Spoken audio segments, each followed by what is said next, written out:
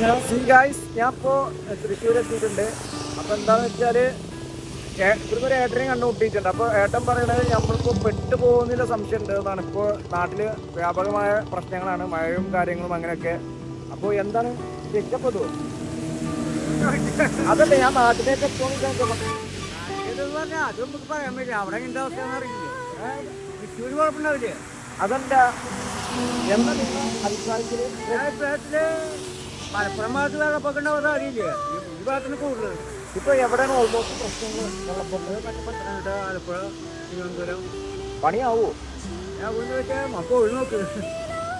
ചേട്ടന്റെ പേരെന്താ? സഹദേവൻ. സഹദേവേട്ടനെ ഞങ്ങൾ കണ്ടു. ഞങ്ങളിപ്പോ അത്യാവശ്യം നല്ലൊരു ഫ്രണ്ട്സ് ആയിട്ടുണ്ട്. നമ്മളെങ്ങനെ ഇപ്പൊ പരിചയപ്പെട്ടെന്ന് പറഞ്ഞാൽ എങ്ങനെ പറയാം, മഴ പെയ്തപ്പോൾ അപ്പൊ കയറുന്നപ്പോ ഞങ്ങൾ അങ്ങനെ കമ്പനിയായി. അപ്പോൾ സഹദേവേട്ട ഇപ്പോൾ റോഡൊക്കെ ഇങ്ങനെ വിശാലമായി കിടക്കുകയാണ്.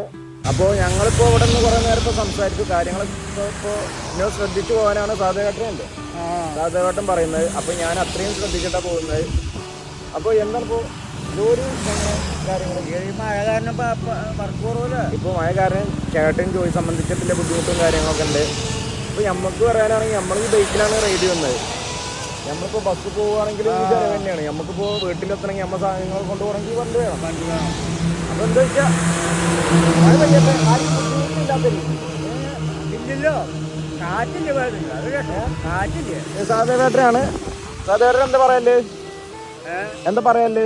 ഒന്നും പറയല്ല. ഞാൻ പറയണേ കാറ്റില്ല പറയാ. കാറ്റുണ്ടെങ്കിൽ അപ്പോൾ ഓക്കെ സാർ.